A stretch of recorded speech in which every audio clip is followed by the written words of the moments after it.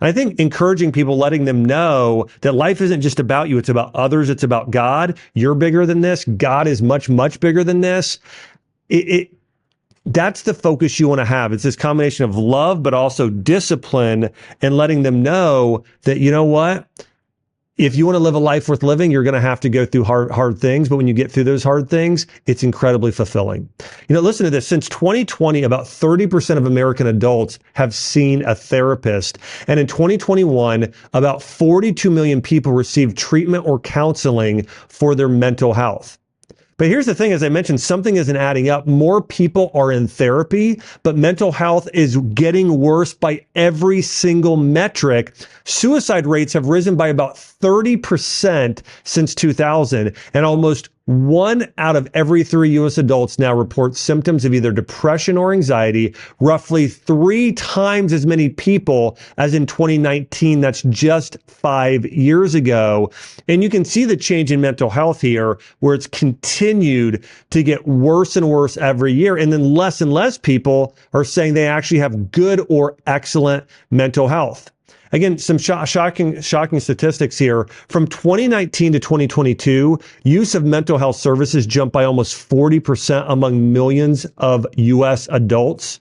1 in 5 has recently received some kind of mental health care, an increase of almost 15 million people since 2002.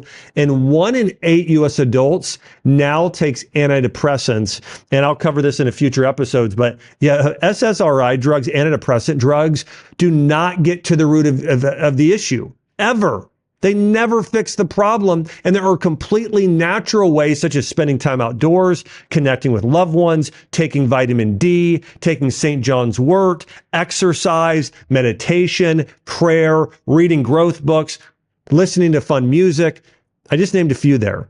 All of those are more effective long-term at getting to the root of the problem than taking antidepressants. And so part of the problem is this is a massive money-making industry when you look at the mental health industry. You've got pharmaceutical companies profiting. You have therapists and psychologists and psychiatrists also profiting off of the mental health disorders, and social media companies. And so there's really no reason for these trillion-dollar organizations to actually go and fix the problem. So they're continuing to feed into those issues, not giving them real natural solutions. Okay. Whew. I agree with at least 95% of what he's saying. What did you not agree with? Well, first I want to start with what I agree with. Jesus. We've talked about this both on air and off air. Just how messed up are the pharmaceutical and just all of that is in this country. Mm-hmm. And I don't know how it is outside of the U.S. So if any listeners outside of the U.S. want to comment and share their experiences, but we're Americans, so we can only talk about our experiences. But I 100% agree with that. Like I said, I think that there are good people in the medical, social work, psychologists, all that field, that are good. They know what they're doing and they are helping. But unfortunately, there's a lot of sick people, ironically enough, in the medical field that do it out of profit. That, we need people in clinics, in psych clinics. We need people on these SSRIs. We need people, it's profitable. We need people sick. And that can even, that's a whole different conversation that can even expand to other areas in the medical field. But yes, I agree. Me personally, like I said, I've been on a SSRI before on 2 or 3 occasions. It never worked with me. And I feel it's very dangerous because your body starts, and I've shared my experience with the substance abuse at a young age. So I feel compared to someone who hasn't, I have a pretty high tolerance. So when I was put on this medication, I easily adapted to the effects of it. So I What needed a higher dosage. what were the effects? Well, I'm talking about like the like kind of calming, like let's say like that, like calming you down, right? Like keeping me calm, Mm-hmm. helping me with my anxiety, bringing up my mood. That only lasted for a couple weeks. Then we had to higher up that dosage. Right. And one thing that I started noticing was also, at least on my end, side effects, my anger. I was way more irritable, right? And yes, I have a short temper, but it was even like just more. I was way more irritable. I even took it out one time on one of our mutual friends. My Uh, goodness. so to me, I've worked with also therapists and social workers that also try to do everything like talk therapy before depending on SSRIs or any types of medications like that, because they can become addictive, right? You're putting people on high dosages, and a lot of the time, at least in my case, I I don't see much effects. Now there are some people that I've known that have been on those medications and it works wonders for them. I think it's just again, case by case type of thing. Now onto the thing that I disagree. I I feel we're putting again all the faults on therapy alone and not taking into consideration that there's so many different other factors why there's such a high rate of suicide, why there's such high rates of more severe mental health problems, right? Right. More depression, more disorders being diagnosed. And it doesn't make sense, right? But so statistically speaking, it doesn't make sense. If people are getting more mental health care, then why aren't we seeing the cases dropping? And I completely agree, but we're ignoring other factors into it too. You were gonna say something? I was gonna say that just contributing to the outside factors is that Gen Z are the most stressed Mm-hmm. generation. And I think that them growing up during the time of like the pandemic and then having to be young adults after the pandemic, coming into uh first off this uncertain political atmosphere that we're in, Mm. and then the just astronomical costs of living and stuff Mm. that have plagued them for like the last like 3 to 4 years. Mm. So I think that it can be very tough to keep your mental health in check when you have to work like two jobs in order to pay for some basic stuff to live. Mm. Hell, rent high in some places. Like it's insane. And then you have like another crisis where it's like the homeless crisis, Mm. right? And like no matter what state you go, it's like you'll guarantee like you'll find homeless people there. Mm. And it's like I think that that also contributes to like the big surge in mental health like issues Mm. that are going on, and unfortunately for them they can't get therapy. Like sometimes people who don't have time for it, right, too, because I told you like earlier the two jobs and stuff like that, Mm. you know. So it's like I think that there's a lot of outside Or contributing. insurance. Yeah, insurance too No. is another thing too. Like it's some people unfortunately work and don't have insurance either. It's not affordable. Yeah, it's not affordable. It just costs too much. So it's like people wonder. It's like I can't get therapy because Mm. I can't afford the insurance. And I also want to differentiate. I don't want to make it seem, as a millennial myself, that the generations before Gen Z or even before millennials didn't have it as bad, because they had shit that we didn't have to worry about, Right. right? I think the our societal culture is one of the biggest factors into why this epidemic of mental health has increased so much. Mm-hmm. And that alone has so many different areas that we can analyze and criticize, right? Right.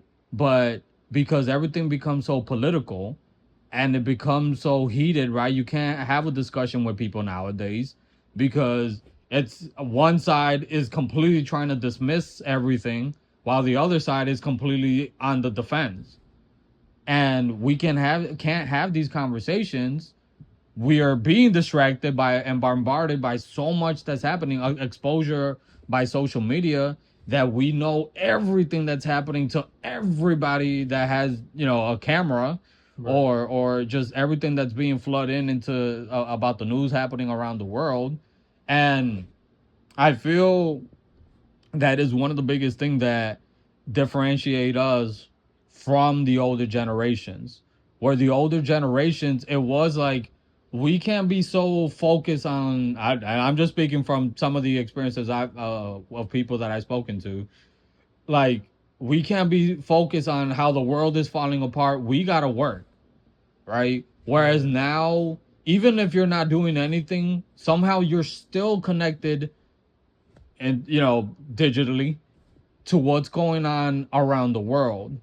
And we're hearing about all these, and one thing that pisses me off, as also an amateur historian and anthropologist. I'm gonna keep adding to my my resume every time I get on here. gosh. But I'm a sex guru too. But Okay. but people apparently don't read history books, and this is coming from a mother that hardly read his history book back in high school. Ugh. But people don't read history books. People don't seem to forget about what we have lived through, or at least as a human race, right? None of this shit is new. Wars, genocide, all this political tensions, all of this race riots, gender inequality, gender debates, all this shit has been going on for centuries, decades, millennia, whatever. Read the Bible, read any type of literature that shows a glimpse into our past, and you'll see at some point, even 100 years ago, just looking a little bit different, but we were already going through this stuff. Right? We're hearing about all the wars happening in the Middle East and in Africa and Europe and all that. And I feel, and I speak of this because I remember when I was studying more into cultures, and obviously learning about a certain culture, you're going to come across everything about that country and its culture, and everything political, history, historical, religious, all of everything. And I will come across all these horrible things that's happening, right, in countries like Sudan, South Sudan, and Ethiopia, the Democratic Republic of the Congo, but people are only focused on what's happening out in the Middle East, what's happening in Ukraine, and people don't hear about everything else. And that used to piss me off. And I'm at one point, I remember my partner, she was like, it's horrible what's happening, and I'm not trying to dismiss or minimize or make light of any of it. But what are you going to do about it? What can you do about it? Situations that's happening in other countries. I hardly have control over what happens in my country. I mean, well, country, city, community, household, my body. How can I have control? And see, if it's ingrained in our mind that it's catastrophizing, right? It's ingrained in our minds. This is happening, and this is happening, and this is happening, and this is happening. Oh my God, this person tweet this. Oh my God, the politicians are passing this laws, and we're hearing all this bad negativity. We start feeling like we don't have control over anything in our lives, right? Because in reality, we don't have control over what happens in a lot of aspects in our society. We hardly have control over what happens in our lives, right? The only thing we have control over is our perception and our actions of what we're going to do about it. Mm-hmm. Now, after my tirade, do you have anything to add before we continue? No, I have nothing to add. The big problem, again, as I mentioned here, is social media, or one of the major issues. And Gen Z socializes online rather than in person. So what they're doing is they're getting a lot of dopamine. Well, you want to have balanced neurotransmitters. You want to have some dopamine. You also want to have serotonin. You also want to have oxytocin. And so rather than getting more of a balanced, let's say you're going on a walk with a friend or doing a fun dinner out, you're going to be getting all of those different neurochemicals that bring mental health to your system versus just dopamine all the time, like when you're on social media. And so today, Gen Z, rather than connecting with people in person, does most of it online. In fact, the average American has 7 hours of screen time a day. Gen Z has 9 hours. I want you to think about that. 9 hours of screen time a day. That's more hours than they're sleeping. That's more hours by far than they're doing anything. 9 hours. That is unreal how bad that is for somebody's mental health. And online lives, they actually make you physically sick, as I mentioned. Lots of dopamine and very little oxytocin. And Gen Z, they don't, I think there are many kids today that don't understand what it means to have a real relationship. As someone whose screen time mirrors a part-time job, he's He's very our right. editor, by the way. Yes, yes. So I'm mostly in here, doing the editing and stuff like that. And then when I'm not, sometimes, I'll be on other people's lives and stuff, and I'll be like looking around and stuff, reading stuff. I think that he's very right. I can't disagree with him on that because it does have a long-term effect on people. Like, so I don't know how much relatable this is, but I feel like over the past like few years, I've been kind of losing my ability to speak Spanish a little bit. And I realized that that's just because I'm not socializing with the people in my house who do speak Spanish a lot more. And I'm not even really socializing with my siblings all that much either because I'm busy with other stuff. But again, he's very right about that. You need to spend some time like away from the screen, and you need to do your best to try and socialize with other people. And I know for some people it's like, oh, I don't want to do that in person. It's much more awkward in person. Because I have this one friend where she's very shy, and I told her, like, how is it socializing with like people that in like outside of this? And then she says it's kind of awkward because like she doesn't know what to do when it gets quiet. And that's what a lot of people I think struggle with, is like just sitting in the quietness and like learning to not be afraid of it or like feel awkward by it. And I get it, it's not easy. I think that that's something that over time that's only countered by like your experience and stuff like that, about like interacting with people, because interacting with people, it does get easy. Yeah. It does get really, really easy, especially when you guys find stuff in common, or you ask questions about stuff. And the last part that he said too about them not knowing about how to form like relationships, Yeah. I think he's right. A lot of people take friendships, romantic relationships, family relationships for granted, Yeah. especially these days more, because it's like the argument now is like, oh, why would I spend time talking to like people in real life when I can go online and talk to these people and stuff like that, and sometimes have better bonds with those people than I do online or in real life. Okay. So my screen time is probably double Oh my the god. 9 hours. I don't know. I haven't counted. So like Jesus, I also have to do a lot of the operations stuff when it comes to the not only the channel but the business that we're starting. I am pursuing a career in motivational speaking, so I'm having to do a lot of research, a lot of writing, a lot of work on my own. I'm also writing a series with Ian, so it's a lot. I'm also not the most sociable person. I'm not antisocial. I'm selective social. Um, and one thing that I agree is the fact that it starts messing with you if you don't know how to balance it out, right? Let's say like you have to do a lot of, like I said, me and Jesus just said we kind of have to. This is our unpaid job, right? We're trying to get this off the ground. And a lot of people who work remotely right now also, or just they struggle with some sort of anxiety, right? Some sort of social anxiety. It's harder for them to do that, right? So I can understand that, but you do need a balance. Whether it's to go out and get some fresh air for an hour or two, turn off the phone or get away from the phone for a couple hours, Interact with family, interact with friends. If you can, find yourself a date. Um, I think as somebody who's also been on online and met some few friends and talked to, I'm a little bit more social in person now than I was like a year ago, probably. Um, and my social life has always kind of swung in different directions. Um, but I feel like it's pretty balanced out. To be quite honest, I don't really have much of a social presence online as I did probably like a year or a little bit more ago.